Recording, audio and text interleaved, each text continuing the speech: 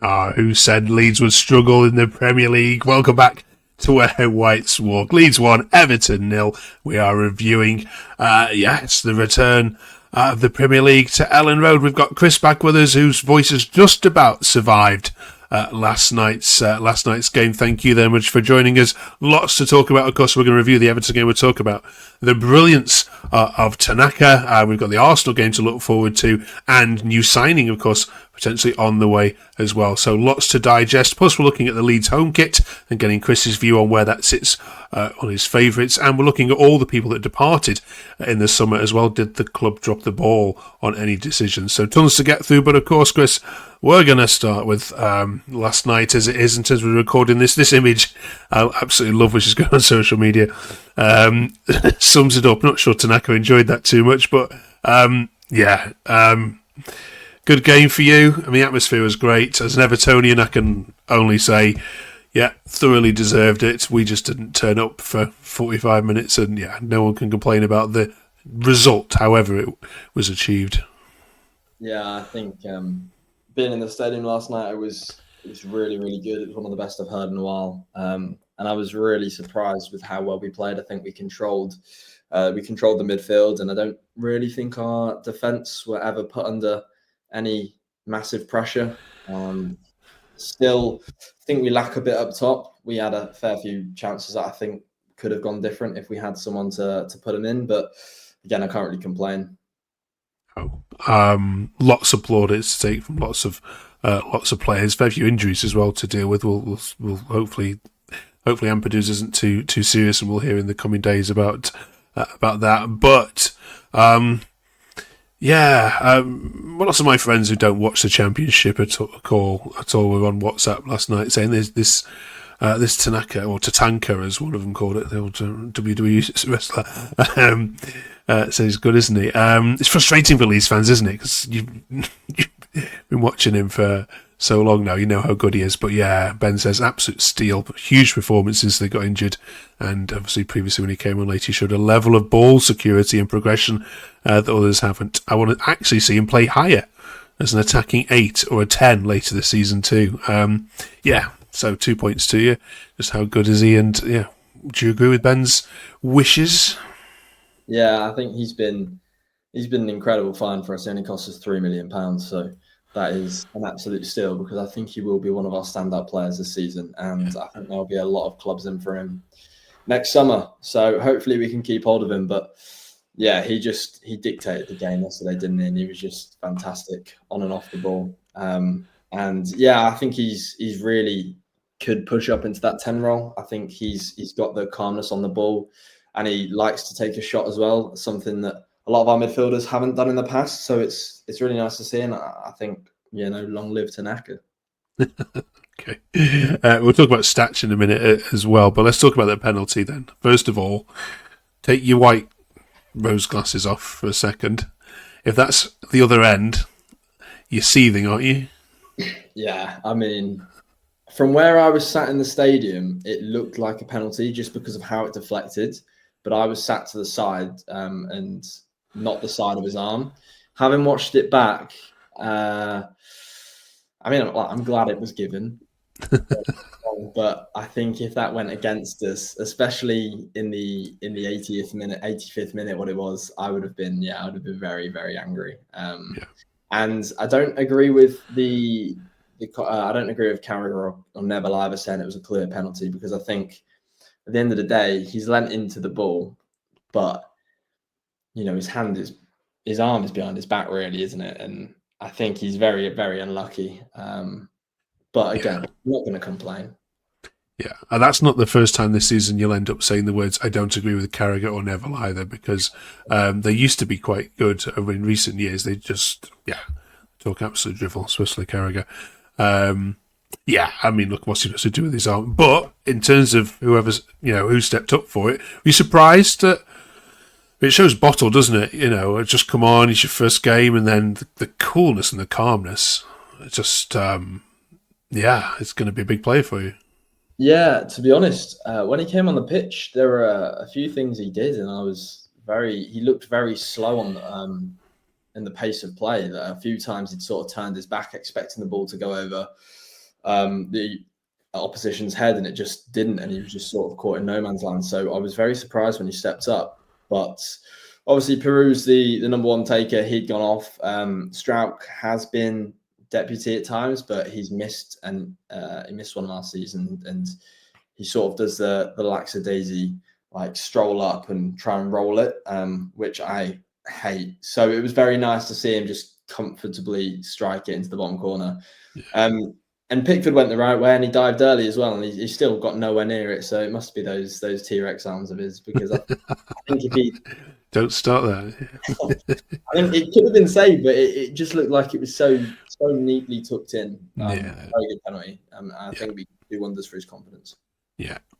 Good pen. We'll talk about Arsenal, of course, in a second. If you're just coming across the channel, though, we have been going for a number of months. There's tons of Leeds content, obviously far longer and far more established. But if you can squeeze just 15 minutes of your time just to download or listen to us every week, that would be absolutely amazing, because we're the only channel that puts lots of social media tweets out to our panel to get their views on it. And this is one that caught my eye as well. It's a great tweet. Stompy says, how on earth did Leeds get Anton Stach? He was playing Europa League in Germany last season, and he is so ridiculously good. And there was a theme, although, because then in a reply to that, people were pointing out, well, actually Goodmanson was also playing Champions League, wasn't he, for Lille, which I forgot myself. And we've also managed to pick a pill. So, Chris, does the recruitment this summer need a bit more shouting out than what it's been doing? And as this one here says, it's been outstanding since a certain Mr. Orta left us. Do you agree with that? Yeah, I can't fault it, and I was very much one of these people that said we would get things done later in the window. I know a lot of people saw Sunderland get 4 or 5 bodies in within the first week, and everyone started panicking. And fair play to Sunderland, they've had an incredible start with their signings. But I think for us, to acquire Stach and Goodmanson, who for me were the 2 best players on the pitch, alongside Tanaka, their experience is going to be really beneficial to us. And I think the thing is, those types of players sort of go under the radar a bit, because they're not in the national team, or they're not big name players that you would see linked with the big teams. So I think fair play to our scouting team, because they're incredible, and they looked every bit the part since they've come in. And I'm very excited to see Bijol next week if he can get in the team, because Rodon and Strauch were exceptional. So absolutely, yeah. We've got a tweet on Strauch in a second, but we'll come to him in a minute. Jack Harrison was subbed on, of course, to a chorus of boos. How much does he have to put behind this bar for you to stop doing that? I didn't actually boo him myself, but I think he put money behind 2 bars, and then there was a nice video of him after the game going over to some fans and giving someone a shirt. So I can see he's trying, and for me, it's just how much of it is Everton didn't want me, so I'm stuck at Leeds, and how much of it is I actually want to be at Leeds. Because I think if Everton had come in and wanted to buy him, I think he'd have gone there. Never going to happen. His performances at Everton didn't warrant that. So, no. Yeah, but to be honest, when he came on yesterday, he actually looked very calm on the ball, and he obviously played a part in us getting the penalty as well. And yeah, he actually did look all right. So I can't complain too much about him, but I think it's still going to take a while for a certain amount of fans to forgive him. It has led to a number of fans and questioning about where does that leave Ramazani if Jack Harrison has been brought on before him. This was from Liam, who is an excellent Leeds tweeter. It says, "We'll just sell him. What's the point in him now? Just sell him and sign 2 wingers. If Harrison's getting on before him, and if you're going to sign this other winger as well, which we'll get onto in a minute, that would leave him 5th or 6th in the order. Yeah, I think he's very, very good. He likes to take on a player, and because he's quite small as well, he's got that low centre of gravity. And I've always been impressed with his attacking work rate, but I've not really ever been that impressed with his defensive work rate. I saw it more over pre-season, but there have been times where he just doesn't get back. which again is very important, especially when you're a newly promoted team in the Prem. You just look at the likes of Nonto, who was working his arse off last night, getting forward and back. So I wouldn't have him 6th if it was down to me, but we're obviously bringing Okafor in, like you said, we'll touch on in a minute. But yeah, I think the signs are there that if Ramazani, who has played more pre-season minutes than Harrison, is then behind both Aronson and Harrison and James and Nonto, and then this new winger as well, who will be behind, then that does leave him 6th. And, you know, it's going to come to the point where is he even going to make the bench? Because you're not going to have 4 wingers on the bench. Yeah. So it's a shame because I do like him, but I wouldn't sell him. I'd loan him because I think he'll be very, very useful in the future, and I think it'd be good for him to get his opportunity elsewhere, hopefully in the Championship or something like that. Yeah, well, there were some Sunderland fans who I think replied to some of these that said, "Oh, well, don't sell him because you'll need him next year back in the Championship." It's a bit of a needle growing between you and Sunderland. I'm not sure what's going on there. Right, yes, okay, yeah, you've already mentioned him. Yes, so Noah Okafor for AC Milan. Yeah, well, Romano's reporting the proposal's worth over €20 million contract for 4 years. You done your homework on this guy? I have. He's again another one that's been riddled with injuries. We seem to like them. It'll be him, Metcher and Calvert-Lewin. So you just got to hope that he stays fit because his before last season his numbers were a goal contribution every 100 minutes, and it has been every year of his career at least 100 minutes has been better in other seasons. Last season he was out a bit and he didn't get the playing time he'd want and he didn't have the result that he'd like to see. But again, you know, he's at AC Milan and he was signed on loan by Napoli, who won the league. So there's obviously some talent in there for him to be sort of getting those moves. I mean, I did read that he failed a medical in January. So I'd like to think he's going to pass this medical. Otherwise, I think we'd have. Oh, well, his medical's not till tomorrow, so we won't know. But I think he's very talented, and he, like we said last week, Schmidt was really, really bad against AC Milan. He looked very out of place, and that was because of Okafor. So I don't know if our our scouting team have just said, you know what, shall we just sign him? Yeah, because I think. The issue is a lot of people are comparing him to Pak Zhao, who is obviously he would have been the marquee signing. He would have been the one, effectively the new Rafinha, hopefully. It didn't happen, and now everyone's sort of wanting the exact replica, and we're not going to get that because, you know, we're a newly promoted team. We don't have Europe, and we are favourites, one of the favourites to go down. So, you know, if Okafor can stay fit, then he's going to have. Or we're going to have very strong wing options. I still personally would prefer Nonto on the left wing though. But again, I'm open to anyone moving to the right because I wasn't that impressed with Dan James, if I'm completely honest. Yeah. You're not the first person I've heard to say that. Right now, as you know, I'm not a Leeds fan. I'm a neutral. We do these because we make 24 different podcasts every single week. So I've always been flabbergasted with the amount of negativity towards Struijk. Every single week, there's always somebody in the Leeds fan base saying he's not good enough, he shouldn't be in the team, not good enough for the bench in some cases as well. Chris, who is the best centre-back pairing for Leeds United right now? It's a great question because if you asked me before yesterday, I'd have said Bijol and Rodon. Obviously, Bijol is a left-footed centre-back, so he's the natural competition with Struijk, and we've seen Struijk make a fair few errors in the Championship as well. So there is that question whether he can cut it in the Prem. He's been in the Prem before, obviously. He wasn't great, but then that was a few years back, and he's obviously aged and he's matured and he has progressed in his career. So I don't know. And to be honest, I think Farke will rightly stick with them against Arsenal and then give Struijk a chance. Bijol obviously couldn't play for a really stupid reason that I've not heard of before. but I don't think we'll bring him in. I don't think you can look at that Everton defensive performance and then say, we're going to change it. No. Completely agree. Tom says, I think Leeds fans need to give Struck some flowers, to be honest.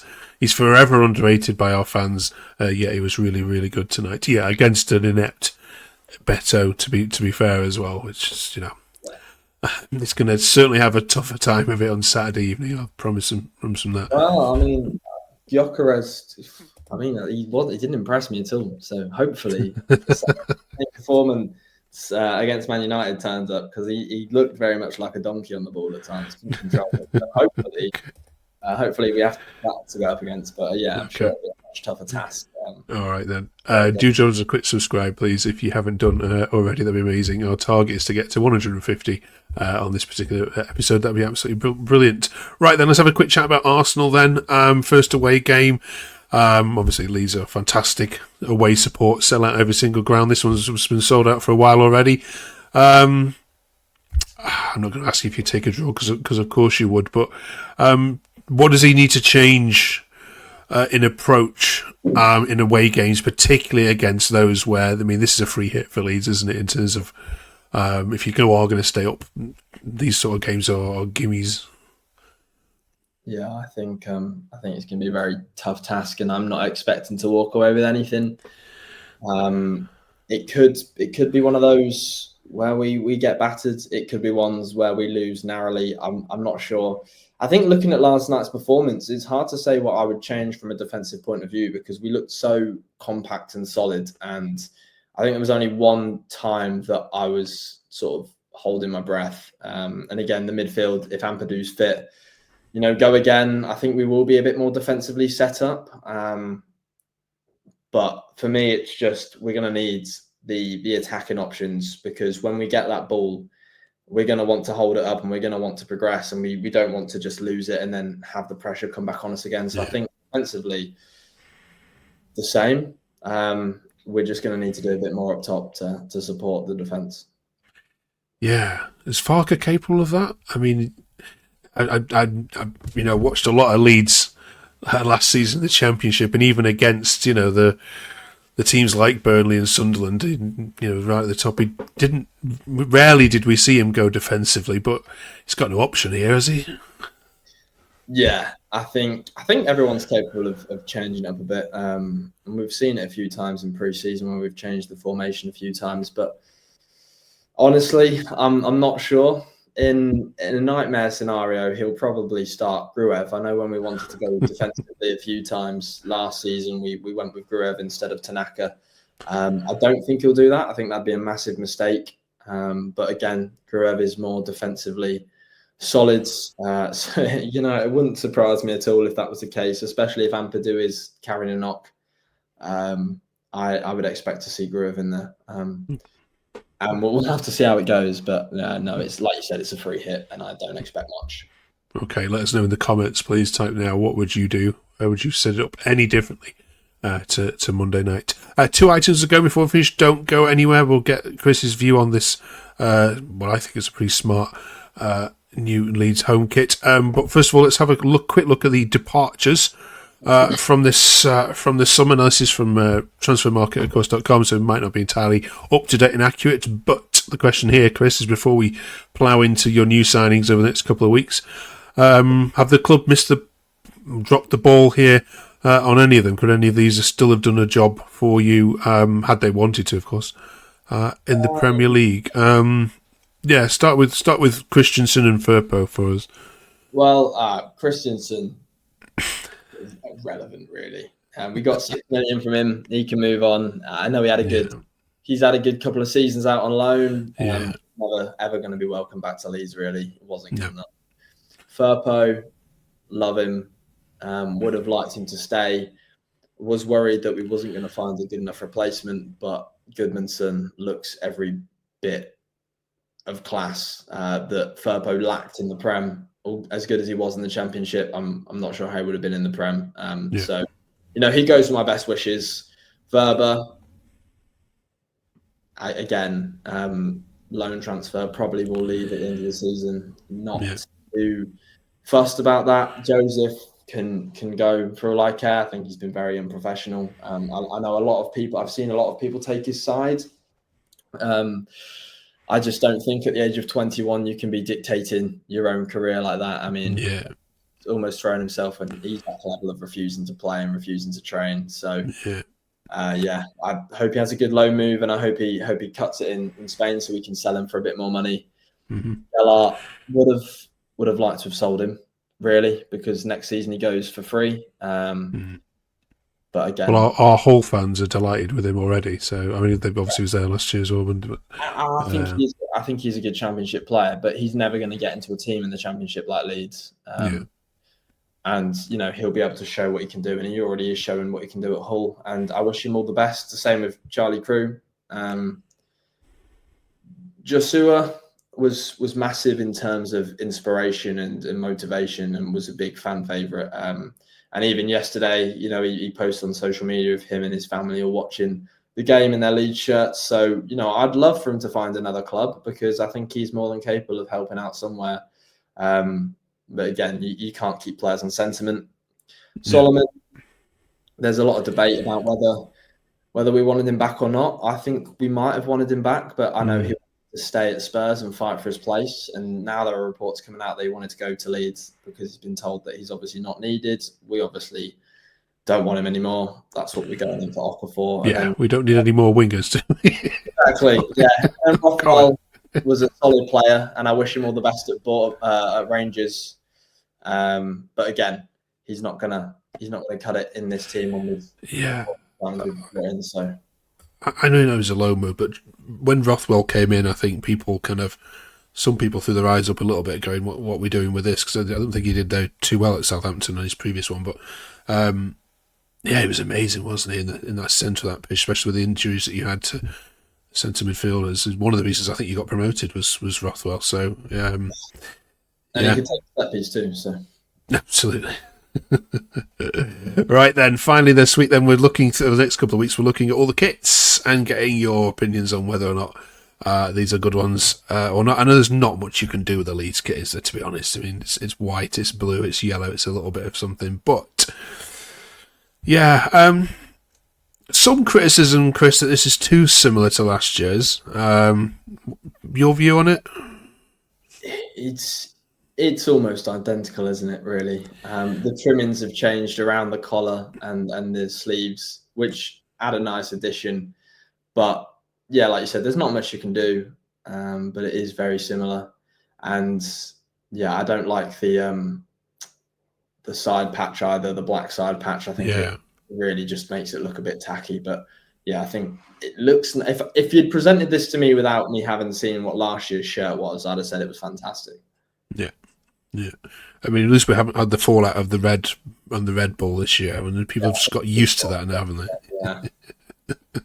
Gosh, it went in meltdown. I remember that day when it was when it first shown. Brilliant. Right then, big question then, based on what you've seen, and not just what you've seen from Leeds, but also what you've seen across the weekend. I know it's some early days here, but refine your prediction, please. I think Sunderland could stay up. They were very, very impressive against West Ham. And on that, I think West Ham could very much be in trouble. I was of the mindset that if you've got Jared Bowen in your team, you can't get relegated. But if you keep Bowen quiet, they have nothing else to offer. And they look defensively frail. The same with Brentford. The same with Wolves, albeit they were playing Man City, so they might look a bit different. Burnley as well. For me, rock bottom, and I think give it a couple of weeks, they will be rock bottom, and I don't think they'll move off that for the rest of the season. I think Leeds will stay up.